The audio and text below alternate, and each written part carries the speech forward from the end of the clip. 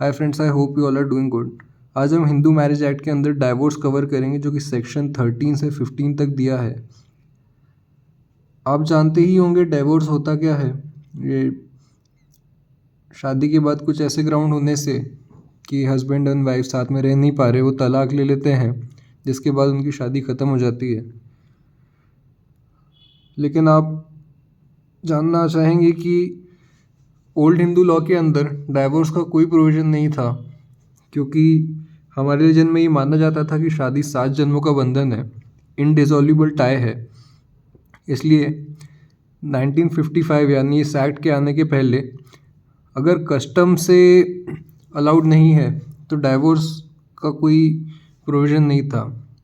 That means किसी community में, किसी फैमिली में डाइवोर्स का कस्टम अगर था तो कोर्ट्स ये डिक्री पास करते थे। उसके अलावा नॉर्मली यही माना जाता था कि मैरिज इज़ एन इंडिसॉल्यूबल टाई, और एक बार आपने निभाया तो आपको हमेशा साथ रहना रहेगा। आज का जो एक्ट है, इससे डाइवोर्स का ये नतीजा होता है, ये इफ़ेक्ट होता है कि शादी पूरी तरह ख़त्म हो जाती है, डिसॉल्व हो जाती है। और इसमें जो रीज़न रहते हैं अधिकतर ऐसे होते हैं जो शादी के बाद अराइज़ हुए हैं। जैसे आप मेरे पिछले वीडियोज़ अगर देखते हुए आ रहे होंगे, सेक्शन 12 में मैरिज वॉइडेबल कराने के एक ग्राउंड है कि जो पार्टीज़ हैं उनमें से कोई भी अनसाउंड रहा था मैरिज के टाइम पे। लेकिन ये भी तो हो सकता है कि शादी होने के बाद कोई पर्सन अनसाउंड हो गया हो, पहले सही रहा हो, तो उस अनसाउंडनेस, ऐसे शादी के बाद अनसाउंडनेस के ग्राउंड पे डिवोर्स लिया जा सकता है। मैरिज वॉइडेबल नहीं रहेगी, लेकिन डिवोर्स बिल्कुल लिया जा सकता है। देन सेक्शन 15 में दिया है कि डिवोर्स के बाद जो पार्टीज़ हैं वो वापस शादी कब कर सकते हैं, क्योंकि डाइवोर्स मैरिज डिसॉल्व ही कर रहा है तो रीमैरिज के लिए भी फ्रीडम रहती है। लेकिन कब कर सकते हैं वो सेक्शन 15 में दिया गया है, हम आगे डिस्कस करेंगे। अब हम देखते हैं क्या क्या ग्राउंड्स हैं। एक बार हम टॉपिक्स की हेडिंग पढ़ लेते हैं, आगे डिटेल में डिस्कस करेंगे। डाइवोर्स के ग्राउंड सेक्शन 13 में दिए हैं। 13(1) में 7 ग्राउंड्स दिए हैं, जो ये आप देख सकते हैं, एडल्ट्री, क्रूअल्टी, डेजर्शन एंड 4 और हैं। इसके अलावा 13(1) में 2 और ग्राउंड दिए हैं, और 13(2) में वाइफ के लिए एक्सक्लूसिवली 4 और ग्राउंड दिए हैं। इन टोटल 13 ग्राउंड्स होते हैं डाइवोर्स के। आप ऐसे याद रख सकते हैं कि सेक्शन 13 है और ग्राउंड्स भी 13 ही है। आइए अब हम आगे डिस्कस करते हैं, एक एक ग्राउंड हम देखेंगे क्या है और क्या उसमें प्रोविजन रहते हैं। जो फर्स्ट ग्राउंड है एडल्ट्री। बेरेटी कहता है, where one of the spouse has after solemnization of the marriage had voluntary intercourse with any person other than his spouse. That means शादी के बाद हस्बैंड या वाइफ में से किसी ने भी अगर वॉलंटरी इंटरकोर्स करा है किसी और पर्सन से अपनी विल से, तो वो एक डाइवोर्स का ग्राउंड बन सकता है। और जो अदर पार्टी है, अग्रीड पार्टी है, वो इस ग्राउंड पे डाइवोर्स ले सकती है। Joseph shine versus union for India, जो कि 2018 का केस था, आपने हो सकता है सुना हो। इसने आईपीसी के सेक्शन 497 को स्ट्रक डाउन किया। उस सेक्शन में ये दिया था कि जो भी एडल्ट्री करता है उसको क्या पनिशमेंट होगी। ये पनिशमेंट अब पूरी तरह से हटा दी गई है, लेकिन उसका ये मतलब नहीं है कि एडल्ट्री के ग्राउंड पे डिवोर्स नहीं लिया जा सकता। एडल्ट्री अभी भी डिवोर्स का डेफिनेटली ग्राउंड है, सिर्फ पनिशमेंट जो है वो नहीं रहती अब इसमें। एडल्ट्री के केस में कोर्ट ये देखेगी कि जो पार्टी पिटिशन लेके आ रही है एडल्ट्री के ग्राउंड पे, उन्होंने खुद तो साथ नहीं दिया है ऐसी एडल्ट्री में, या फिर जो एडल्ट्री का एक्ट है उसे कंडोन नहीं किया है। कंडोन का मतलब होता है कि एक्सेप्ट कर लेना और माफ़ कर लेना। तो जहाँ पे मान लीजिए हस्बैंड ने किसी अपनी वाइफ के अलावा किसी और के साथ सेक्सुअल इंटरकोर्स किया है और वाइफ ने इस फैक्ट को एक्सेप्ट कर लिया, उसके बाद अपने हस्बैंड को माफ़ कर लिया और साथ में रहने लग गए वापस 1-2 साल तक, और 2 साल बाद उन्हें याद आ रहा है कि हस्बैंड ने उस टाइम पे अडल्ट्री की थी और अब वो डिवोर्स के लिए फ़ाइल करते हैं, तो उन्हें ये रिलीफ नहीं मिलेगा, उन्हें डिवोर्स नहीं मिलेगा, क्योंकि उनने एक्ट कंडोन कर लिया है। ये सेक्शन 23 में दिया गया है। अब मूव करें नेक्स्ट ग्राउंड पे, जो कि है क्रूअल्टी, जो कि कहता है कि हस्बैंड या वाइफ में से किसी ने भी अपने स्पाउस को क्रूअल ट्रीटमेंट किया है, बुरा व्यवहार किया है, उस ग्राउंड पे डिवोर्स ले सकता है अग्रीड पर्सन। ये काफ़ी ब्रॉड टॉपिक है क्रूअल्टी में, चाहूँ तो एक अलग से भी वीडियो बना सकता हूँ। आज हम इसे सफिशिएंटली शॉर्ट में कवर करेंगे। 1976 में जो अमेंडमेंट हुआ था इस एक्ट में, उसके पहले क्रूअल्टी डिवोर्स का ग्राउंड नहीं था, सिर्फ जुडिशियल सेपरेशन का ग्राउंड था। इस अमेंडमेंट के बाद इसे डिवोर्स के ग्राउंड में ऐड किया गया।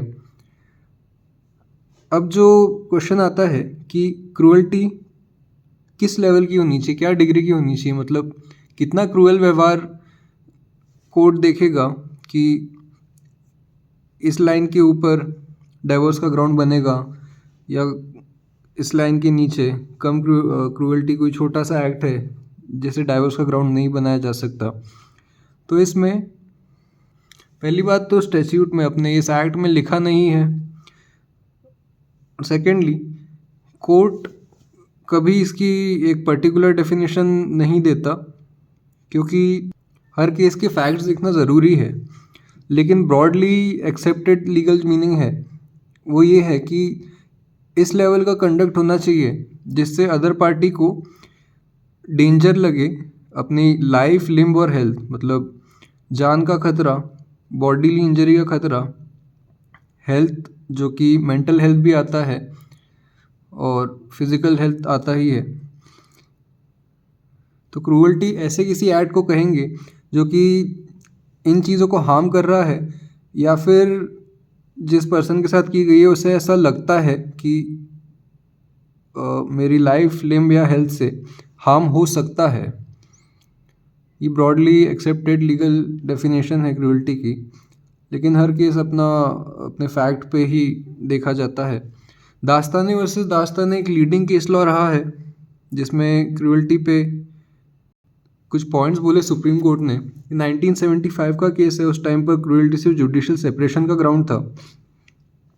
इसमें सुप्रीम कोर्ट ने कहा वही जो हम डिस्कस कर चुके हैं कि कंडक्ट ऐसे कैरेक्टर का जिससे ये लग सकता है कि लाइफ को खतरा है। सेकेंडली, रिस्पोंडेंट के साथ रहना जान के खतरे जैसा हो सकता है। दैट मीन्स ऐसा व्यवहार जिससे रिस्पोंडेंट को पेटिशनर के साथ रहने में खतरा लगे, हार्मफुल लगे। सेकेंडली, इस केस में ही कहा कि हर इंडिविजुअल के लिए क्रूअल्टी का लेवल अलग हो सकता है। जैसे कोई मेंटली या फिजिकली स्ट्रांग पर्सन है, उस पर कोई एक्ट किया गया, उसे इतना फ़र्क नहीं पड़ेगा। लेकिन उसी केस में कोई वीक पर्सन है, कोई मेंटली या फिजिकली वीक पर्सन है, सेम एक्ट उस पर करें तो हो सकता है उन्हें ऐसा खतरा लगे या फिर क्रूअल ट्रीटमेंट उनके लिए अमाउंट हो। तो ज़रूरी नहीं है कि जो एक्ट किसी एक पर्सन के लिए क्रूअल्टी अमाउंट कर रहा है वो दूसरे पर्सन के लिए भी क्रूअल्टी अमाउंट करे। इसमें जो हस्बैंड और वाइफ है दोनों को जज करना रहेगा उनके नेचर के ऊपर। जो तीसरा पॉइंट है दैट इज़ वेरी इम्पॉर्टेंट, इसमें सुप्रीम कोर्ट ने यही कहा कि कंडोनेशन ऑफ क्रूअल्टी जहाँ हुआ है वहाँ पे क्रूअल्टी के ग्राउंड पे कोई रिलीफ नहीं मिलेगा, और ये केस भी इसी ग्राउंड पे डिसमिस किया गया था। इस केस में बेसिकली क्रूअल्टी इस्टेब्लिश हो गई थी। ये इस्टेब्लिश हो गया था कि क्रूअल ट्रीटमेंट किया गया है, लेकिन ऐसे ट्रीटमेंट के बाद सेक्सुअल इंटरकोर्स हुआ हस्बैंड वाइफ के बीच में, तो वो कंडोनेशन के अंदर आ गया कि एक्सेप्ट कर लिया है अपने क्रूअल्टी के बाद भी अदर पर्सन को एज अ स्पाउस। उस रीज़न से कोर्ट ने रिलीफ के लिए रिजेक्ट कर दिया। इसके अलावा क्रूअल्टी के जो ग्राउंड हो सकते हैं, कुछ केस लॉज लिखे हुए हैं, जैसे शोभा रानी वर्सेस मधुकर रेड्डी में डाउरी की डिमांड को भी क्रूअल्टी माना गया। देन नरेंद्र वर्सेस मीना में एडल्ट्री के एलिगेशंस को क्रूएल्टी माना गया, जहाँ पे वाइफ अपने हस्बैंड पे झूठे आरोप लगा रही है कि आप एडल्ट्री में इन्वॉल्व हैं, आपका कैरेक्टर अच्छा नहीं है, उसे भी क्रूएल्टी माना गया और उस ग्राउंड पे डाइवोर्स डिक्री पास हुई। नेक्स्ट जो ग्राउंड है डेजर्शन, ये कहता है कि जहाँ रिस्पोंडेंट ने 2 साल की पीरियड तक पेटिशनर को छोड़ दिया है, डेजर्ट कर दिया है बिना किसी वजह से, बिना किसी रीजनेबल कारण से, उस केस में डेजर्शन के ग्राउंड पे डिवोर्स लिया जा सकता है। इसमें कोर्ट देखेगा पहली चीज़ factum of separation, that means actual में इन फैक्ट सेपरेशन हुआ है या नहीं हुआ। सेकेंड,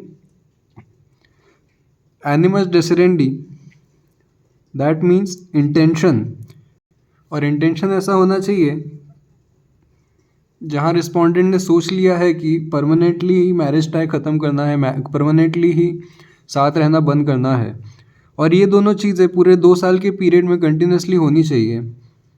बिपिन चंद्र वर्सेस प्रभावती में सुप्रीम कोर्ट ने कहा कि ऐसा डेजर्शन बिना किसी वजह से होना चाहिए, बिना किसी रीजनेबल कॉज से होना चाहिए, और दूसरी पार्टी के इच्छा के खिलाफ होना चाहिए, विदाउट कंसेंट होना चाहिए। अगर वो विद कंसेंट अलग हुए हैं, आपसी समझौते से अलग रहना चालू किया है उनने, तो डेजर्शन का ग्राउंड नहीं बनता। और जहाँ कोई वजह रहती है, फॉर एग्ज़ाम्पल हस्बैंड वाइफ को छोड़ के चला गया है, लेकिन वाइफ ने ही कुछ ऐसा रीज़न दिया था, मान लीजिए क्रूअल ट्रीटमेंट करती थी वाइफ अपने हस्बैंड के प्रति, उस वजह से अगर हस्बैंड ने डेजर्ट किया है तो इस ग्राउंड पे, डेजर्शन के ग्राउंड पे डिवोर्स नहीं मिल सकता। और इस चीज़ का बर्डन ऑफ प्रूफ पेटिशनर पे रहता है कि डेजर्शन बिना कंसेंट के था और बिना किसी कारण के था, ये दोनों ही चीज़ें पेटिशनर को प्रूव करनी रहती है। अब नेक्स्ट ग्राउंड है कन्वर्जन। ये कहता है जहाँ कोई पार्टी हिंदुइज्म से कन्वर्ट होके किसी और रिलीजन में कन्वर्ट हो गई है एंड इज़ नो लॉन्गर ए हिंदू, उस केस में भी डिवोर्स लिया जा सकता है। लेकिन हमें याद ये रखना है कि जैसा हमने डेफिनेशन में डिस्कस किया था, who is a Hindu, Buddhist, Sikhs and Jains, ये इन तीनों को भी हिंदू ही माना जाता है। तो अगर किसी ने, मान लीजिए कोई बुद्धिस्ट इंसान है, उसने सिखिज़म में कन्वर्जन कर लिया है, ऐसे कन्वर्जन को डिवोर्स का ग्राउंड नहीं बना सकते। सेकेंडली, कन्वर्जन जो है उसको प्रूव करने के लिए एक क्लियर एक्ट शो करना पड़ेगा। फॉर एग्ज़ाम्पल जहाँ पे कोई सेरेमनी परफॉर्म करके, फॉर्मल सेरेमनी परफॉर्म करके कन्वर्जन किया है, उसे एक्नॉलेज किया जाएगा, उसे माना जाएगा। सिर्फ इतना काफ़ी नहीं रहेगा कि जो स्पाउस है वो किसी और रिलीजन के बिलीव्स में मानते हैं या फिर उनका इंक्लिनेशन उस तरफ है, इस बात को कन्वर्जन कंसिडर नहीं किया जाएगा। नेक्स्ट जो ग्राउंड है वो है अनसाउंड माइंड का। ये आप चाहे तो बेयर एक्ट की लैंग्वेज पढ़ सकते हैं, लेकिन सिंपल पॉइंट्स में ये सब क्लॉज इतना ही कहता है कि जो अनसाउंडनेस है वो इनक्योरेबल होनी चाहिए, दैट मीन्स उसका कुछ इलाज नहीं है, उस केस में ये ग्राउंड इस्टेब्लिश होगा। सेकेंडली, इस लेवल की अनसाउंडनेस है या इस लेवल का मेंटल डिसऑर्डर है कि साथ रहना प्रैक्टिकली इम्पॉसिबल है। ये 2 चीज़ें कोर्ट देखता है जहाँ अनसाउंड माइंड पे डिवोर्स की पेटिशन आती है, और इसका भी बर्डन ऑफ प्रूफ पेटिशनर पे ही है। Now moving on to next ground, that is venereal disease. Venereal disease का मतलब होता है सेक्सुअल डिजीजेस, ऐसे सेक्सुअल डिजीज़ जो कम्युनिकेबल हैं। अगर वो हस्बैंड या वाइफ में से किसी को हैं तो अदर पार्टी डिवोर्स ले सकती है, और इस केस में ये ग्राउंड नहीं लिया जा सकता कि जो डिज़ीज़ है वो इनोसेंटली कॉन्ट्रैक्ट हुआ है, यानी कि रिस्पोंडेंट की गलती नहीं थी कॉन्ट्रैक्ट करने में, क्योंकि इस क्लॉज का पर्पस ये नहीं है कि एडल्ट्री देखे या उनकी गलती देखे। इस क्लॉज का सिर्फ यही रीज़न है कि जहाँ पे पार्टनर को वेनेरियल डिजीज़ है, अदर पार्टनर को भी वो ट्रांसफ़र हो सकता है। उन्हें प्रोटेक्ट करने के लिए इस ग्राउंड पे डिवोर्स का प्रोविज़न दिया गया है। इसके अलावा ये डिजीज़ में डिफेंस ये भी नहीं लिया जा सकता कि जो डिजीज़ है वो क्योरेबल है। एंड ये पॉइंट तो ऑब्वियस है, इसमें कहने वाली कोई बात ही नहीं है। जहाँ पेटिशनर से ही रिस्पोंडेंट को ट्रांसफ़र हुआ है ऐसा डिजीज़, उस केस में डिवोर्स लेने का कोई रीज़न नहीं बनता है। नेक्स्ट ग्राउंड है रेनंसिएशन, दैट मीन्स सन्यासी हो जाना, दुनिया को त्याग देना। हमारा जो एंशियंट हिंदू लॉ है उसमें रेनंसिएशन को सिविल डेथ के इक्विवेलेंट माना जाता था। जहाँ किसी इंसान ने संन्यास लिया होता है, पहले ही मान लिया जाता था कि उसकी डेथ हो गई है सोसाइटी के नज़रों में, सोसाइटी के पर्सपेक्टिव से। रेनंसिएशन में भी कोर्ट यही देखेगा कि सेरेमनीज़ या फॉर्मेलिटीज़ परफॉर्म की है नहीं की है। सिर्फ ये अनाउंस कर देना कि मैंने दुनिया त्याग दी है, या फिर सफ़ेद कपड़े पहन के घूमने लग जाना, ज़्यादा कोई वर्क लाइफ में इंटरेस्ट ना लेना, इसको रेनंसिएशन नहीं माना जाएगा। फॉर एग्ज़ाम्पल, जहाँ कोई शास्त्रों के हिसाब से सन्यासी बन रहा है, वो जिस रिलीजियस ऑर्डर को अडॉप्ट कर रहा है, जहाँ भी जा रहे हैं वहाँ के उन्हें सेरेमनीज़ परफॉर्म करनी चाहिए, और वही दिखा के इस्टेब्लिश होगा कि ऐसे इंसान ने रेनंसिएशन किया है। और ऐसा रेनंसिएशन एब्सोल्यूट होना चाहिए, अनइक्विवोकल होना चाहिए, मतलब उसमें कोई दो राय नहीं रहनी चाहिए, वापस आने का स्कोप ना रहे। इसमें ज़्यादा केस लॉ मिलते नहीं हैं, क्योंकि आप भी जानते ही होंगे आजकल के ज़माने में कौन सन्यासी बनता है। Now moving on to next ground, जो कि है अगर कोई इंसान 7 साल से गायब है, 7 साल से उसकी कोई खबर नहीं आई है, उस केस में भी उसका पार्टनर डिवोर्स ले सकता है, क्योंकि इस पीरियड में मान लिया जाता है कि अगर 7 साल से जो इंसान नहीं मिला उनकी डेथ ही हो गई होगी, और ऐसे केस में उनके जो स्पाउस हैं उन्हें डिवोर्स मिल जाता है। इसमें एक केस लॉ था, इसका नाम मैंने यहाँ डाला नहीं है, बट जो पॉइंट है वो ये है कि जहाँ पे पता चलता है कि जब डिक्री पास हुई थी डाइवोर्स की, जो रिस्पोंडेंट थे, जो हस्बैंड थे, वो एक्चुअली अलाइव थे, वो डेड नहीं थे, उस केस में भी डिवोर्स की डिक्री रिवर्स नहीं होगी। जो वाइफ का स्टेटस है वो डिवोर्स ही रहेगा। बहुत से हाई कोर्ट्स ने इस ग्राउंड पे डिवोर्स लेने के लिए कुछ एक्स्ट्रा कंडीशंस भी इम्पोज कर रखी हैं, जैसे कि पटना हाई कोर्ट ने ये कंडीशंस इसमें इम्पोज की है कि जब आप इस ग्राउंड पे डिवोर्स लेने आते हैं तो आपको ये भी बताना होगा कि जब आखिरी बार पेटिशनर को देखा गया था तो आप कहाँ रह रहे थे, किस सर्कमस्टेंसेस में आपका जो साथ रहना है वो ख़त्म हुआ था, और आपने क्या कदम उठाए, क्या स्टेप्स लिए उनको ट्रेस करने के। सेक्शन 13(1) में जो 7 ग्राउंड्स थे वो हमने डिस्कस कर लिए हैं। अब सेक्शन 13(1)(a) में 2 ग्राउंड दिए हैं, एडिशनल ग्राउंड दिए हैं जिन पे डिवोर्स लिया जा सकता है। पहला ये कि जहाँ पे जुडिशल सेपरेशन की डिग्री पहले ही ले चुके थे हस्बैंड वाइफ, और ऐसे जुडिशल सेपरेशन होने के 1 साल बाद भी उनका मन नहीं बदला है, उन्होंने वापस साथ रहना नहीं चालू किया है, उस केस में भी डिवोर्स लिया जा सकता है। हम डिस्कस कर ही चुके, जुडिशल सेपरेशन भी इन्हीं ग्राउंड पे होता है जो डिवोर्स के ग्राउंड्स हैं, तो इसमें मुझे नहीं लगता ज़्यादा कन्फ्यूजन रहेगा। जो सेकंड ग्राउंड दिया है इसमें वो ये है कि जहाँ पे पहले किसी प्रोसीडिंग में रेस्टिट्यूशन ऑफ कॉन्जुगल राइट की डिग्री पास हुई है, ये भी जैसा कि हम डिस्कस कर चुके हैं। मान लीजिए हस्बैंड एंड वाइफ साथ रहते थे, लेकिन अचानक बिना किसी कारण के जो हस्बैंड हैं वो अलग रहना चालू कर दिया है उनने।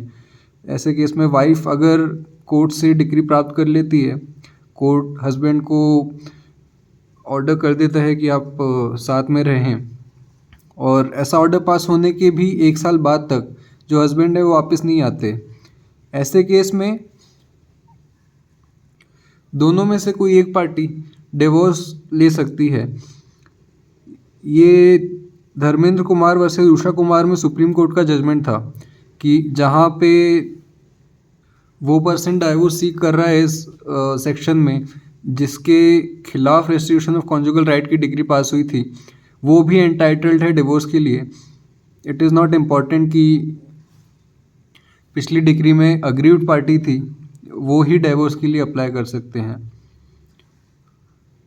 इसका रीज़न ये है कि जहाँ पे शादी नहीं बन पा रही है दो लोगों में, वापस साथ नहीं रह पा रहे वो, कुछ भी कारण रहा हो, वहाँ पे ज़बरदस्ती मैरिज को कंटिन्यू करवाने का कोई मतलब नहीं है और डाइवोर्स दे देना चाहिए।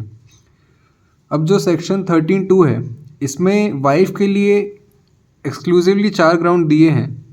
ये जो ग्राउंड्स हैं ये सिर्फ वाइफ इंजॉय करती है डिवोर्स के लिए। इनकी हेडिंग्स है polygamy, that means multiple wifes का होना, हस्बैंड जहाँ पे गिल्टी रहा है रेप, सोडोमी या बेस्टैलिटी के लिए, या फिर जहाँ पे हस्बैंड के खिलाफ मेंटेनेंस की डिग्री पास हो चुकी है पहले, या फिर शादी 15 साल की एज के पहले ही हो चुकी है। आइए हम इन्हें डिटेल में पढ़ते हैं। आप बेयर एक्ट को रीडिंग देना चाहें तो पॉज करके पढ़ सकते हैं एक बार, लेकिन हम आगे सिंपल लैंग्वेज में डिस्कस करेंगे। जो पॉलीगैमी वाला ग्राउंड है, जैसा कि आप जानते ही होंगे, अभी इस एक्ट के पास होने के बाद 1955 के बाद से तो एक ही शादी करना अलाउड है। अगर कोई सेकंड मैरिज करता है 1955 के बाद तो उसकी सेकंड मैरिज वॉइड होगी।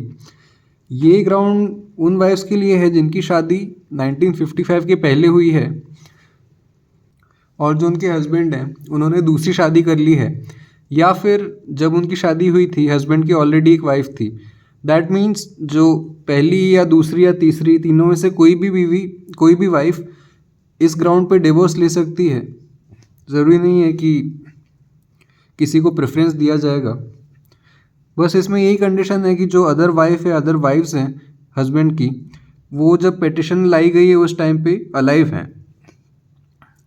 नागन्ना वर्सेस लक्ष्मीबाई का जो केस था आंध्र प्रदेश हाईकोर्ट का था, इसमें ये कहा गया था कि पिटिशन लाने के बाद हस्बैंड डाइवोर्स कर लेता है अपनी दूसरी वाइफ से, उस केस में भी डाइवोर्स इस ग्राउंड पे दिया जाएगा। ऐसा करने से हस्बैंड डाइवोर्स से बच नहीं सकते। सेकंड ग्राउंड जो दिया गया है एक्सक्लूसिवली वाइफ को, वो ये है कि शादी के बाद हस्बैंड इन 3 में से किसी चीज़ के लिए गिल्टी है, रेप, सोडोमी, बेस्टैलिटी, ये तीनों ही अननेचुरल सेक्स होते हैं, अननेचुरल इंटरकोर्स होते हैं। इन ग्राउंड पे भी अगर हस्बैंड गिल्टी हो जाता है तो इन ग्राउंड पे भी वाइफ डाइवोर्स ले सकती है। थर्ड जो ग्राउंड है वाइफ के पास, वो ये है कि जहाँ किसी भी तरह का मेंटेनेंस का ऑर्डर या डिक्री पास हुई है हस्बैंड के खिलाफ और उसके 1 साल बाद तक हस्बैंड और वाइफ अलग अलग रह रहे हैं, ऐसे केस में भी डिवोर्स लिया जा सकता है वाइफ के द्वारा। और इसमें इंटरिम ऑर्डर जो होता है, जो प्रोसीडिंग्स के टाइम पे बीच में दिया जाता है, वो भी इंक्लूडेड है। जो लास्ट ग्राउंड है वाइफ के पास, वो ये है कि जहाँ पे उनकी शादी के टाइम पे वाइफ 15 साल की नहीं हुई थी, 15 साल से कम की थी, ऐसे केस में वाइफ डाइवोर्स ले सकती है अगर उनने 18 साल के होने के पहले अपनी शादी को त्याग दिया है, रेपुडिएट कर दिया है। अब रेपुडिएशन लिखा है बेयर एक्ट की लैंग्वेज में, इसका ये मतलब नहीं कि पेटिशन भी उन्हें उस एज के अंडर ही लानी है। पेटिशन वो बाद में भी ला सकती हैं, लेकिन कंडीशन सिर्फ इतनी है कि 15 से 18 साल के बीच में, जब उनकी एज 15 से 18 साल के बीच में थी, तब उन्होंने मैरिज को त्याग दिया होना चाहिए। अब हम सेक्शन 13A पढ़ेंगे, जो कि जुडिशल सेपरेशन का ये सिर्फ इतना ही कहता है कि किसी भी प्रोसीडिंग में जहाँ पे डाइवोर्स के लिए पिटिशन आई है, कोर्ट को अगर उचित लगता है तो वो डाइवोर्स की जगह जुडिशल सेपरेशन की डिक्री पास कर दें। वो एक तरह से सेकंड चांस दे दे पार्टीज़ को, अगर उन्हें लगता है कि जो ग्राउंड्स हैं इतने सीवियर नहीं है, ऐसे नेचर के नहीं है कि डाइवोर्स होना चाहिए। लेकिन इसमें एक्सेप्शन है। ये जो 3 केसेस हैं, ऐसे केस में कोर्ट खुद से जुडिशल सेपरेशन ग्रांट नहीं कर सकता, यहाँ पे वो सिर्फ डाइवोर्स पे डिसाइड करेंगे। ये 3 ग्राउंड से कन्वर्जन, रिनंसिएशन और जहाँ पे 7 साल तक उनके ज़िंदा रहने की खबर नहीं आई है। अब डाइवोर्स बाय म्यूचुअल कंसेंट जो 13B में दिया है, ये भी आप चाहें तो डायरेक्ट एक बार रीड कर सकते हैं पॉज करके। हम सिंपल लैंग्वेज में पॉइंट्स में डिस्कस करेंगे। जहाँ हस्बैंड वाइफ दोनों को ही लगता है कि हमें डिवोर्स ले लेना चाहिए, उसके लिए ये प्रोसीजर फॉलो होता है कि फर्स्ट कंडीशन तो ये है कि जहाँ पे हस्बैंड वाइफ 1 साल से अलग रह रहे हैं, और फिर पेटिशन में जब वो प्रेजेंट करेंगे तो उन्हें ये ग्राउंड शो करना पड़ेगा कि वो साथ रह नहीं पा रहे, उनकी मैरिज वर्क नहीं कर पा रही, और उनने म्यूचुअली डिसाइड किया है, दोनों का ही ये डिसीजन है कि मैरिज डिसॉल्व कर दी जाए, तलाक दे दिया जाए।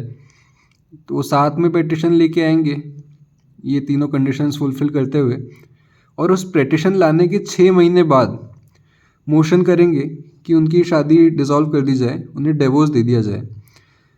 ऐसा मोशन पेटिशन लाने के 6 महीने बाद और पेटिशन लाने के 18 महीने पहले कर दिया जाना चाहिए, यानी 6 से 18 महीने के बीच में 1 साल का जो पीरियड रहता है उसके बीच में ये मोशन करेंगे डिवोर्स का।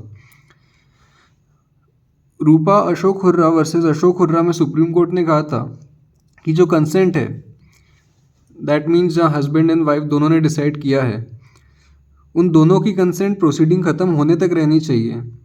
मान लीजिए कोई हस्बैंड एंड वाइफ मिलके म्यूचुअल डिवोर्स की पेटिशन लाते हैं, लेकिन केस जब चल रहा है, प्रोसीडिंग चल रही है, उस बीच में वाइफ को लगता है कि नहीं, हम हमारी मैरिज पे एक और चांस दे सकते हैं, वर्क कर सकते हैं, और वो अपनी कंसेंट कोर्ट में विड्रॉ करती हैं। ऐसे केस में इस सेक्शन के अंदर डिवोर्स नहीं मिलेगा। तो हमने ये सारे ग्राउंड पढ़ लिए हैं जो हिंदू मैरिज एक्ट में दिए हैं, लेकिन इसके अलावा एक और ग्राउंड है जो कि कह सकते हैं कोर्ट्स के द्वारा डेवलप किया गया है, that is irretrievable breakdown of marriage. जहाँ पे मैरिज का टाइप इतना बिगड़ चुका है कि वापस से हस्बैंड वाइफ के साथ आने का कोई चांस ही नहीं है, कुछ कंसीलिएशन हो ही नहीं पा रहा, उस केस में इर्रिट्रीवेबल ब्रेकडाउन ऑफ मैरिज की बात आती है। कुछ ऐसे केसेस हो जाते हैं कि जहाँ पे हमने जितने ग्राउंड डिस्कस करे उनमें से कोई ग्राउंड प्रेजेंट नहीं है, लेकिन फिर भी शादी इस हद तक ख़राब हो चुकी है कि अब उन्हें वापस साथ नहीं लाया जा सकता।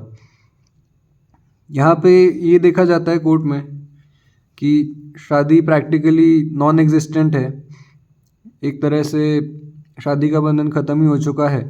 सेकेंडली, जो हस्बैंड वाइफ हैं वो सालों से अलग रह रहे हैं और दोनों ही अनविलिंग है, वापस साथ आने की दोनों में से किसी की इच्छा नहीं है, और रिकन्सिलिएशन का कोई चांस नहीं है। ऐसे केस में कई बार सुप्रीम कोर्ट ने अपनी आर्टिकल 142 के अंदर जो पावर है उसे यूज़ करते हुए डिवोर्स दिया है। आप जानते ही होंगे आर्टिकल 142 क्या है। इसमें सुप्रीम कोर्ट को जो जजमेंट, जो ऑर्डर उचित लगता है वो दे सकते हैं, और वो एज अ लॉ अबाइड किया जाता है। ये केस लॉ के एग्जांपल से आपको और क्लैरिटी होगी। इस केस लॉ में जो हस्बैंड थे वो यूएसए शिफ्ट हो गए थे जॉब के लिए, लेकिन वाइफ उन्हें ज्वाइन नहीं कर पा रही थी, वो इंडिया में ही थी, क्योंकि उनको ब्रोंकियल अस्थमा था, जिसके कारण वो यूएसए के कोल्ड वेदर में नहीं रह पा रहे थे, और वो काफ़ी समय से अलग रह रहे थे, और उनके साथ रहने का कोई कंसीलिएशन नहीं हो पा रहा था। ऐसे में आंध्र प्रदेश हाई कोर्ट ने इर्रिट्रीवेबल ब्रेकडाउन इन्फर किया और डिवोर्स की डिग्री पास करी। लेकिन इसमें ये नोट करना भी इम्पॉर्टेंट है कि इनिशियली कोर्ट्स का रिलेक्टेंट व्यू रहा है, मिक्स्ड व्यू रहा है इस ग्राउंड पे डिवोर्स देने में। विष्णु दत्त शर्मा वर्सेस मंजू दत्त शर्मा में सुप्रीम कोर्ट ने कहा था, if we grant divorce on the ground of irretrievable breakdown then we shall by judicial verdict be adding a clause to section 13 to the effect that irretrievable breakdown of marriage is also ground for divorce. In our opinion, this can only be done by legislature and not by court. It is for the parliament to enact or amend the law and not the courts.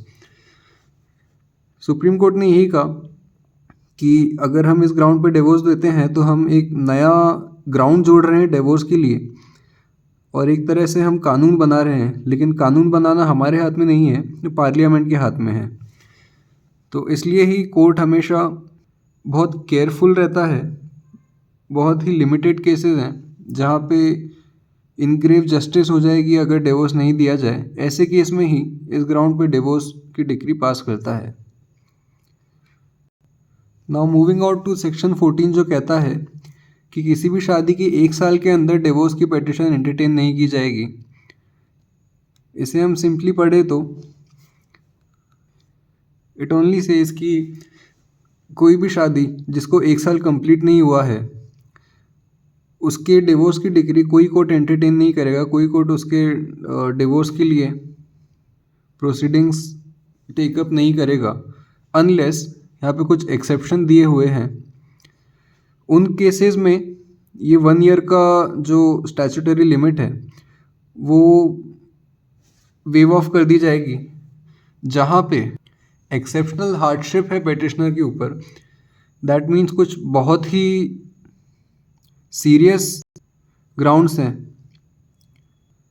ऐसे cases में divorce की decree court entertain करेगा, लेकिन वो भी उसी manner में जैसे रूल्स किसी हाई कोर्ट ने बनाए हुए हैं।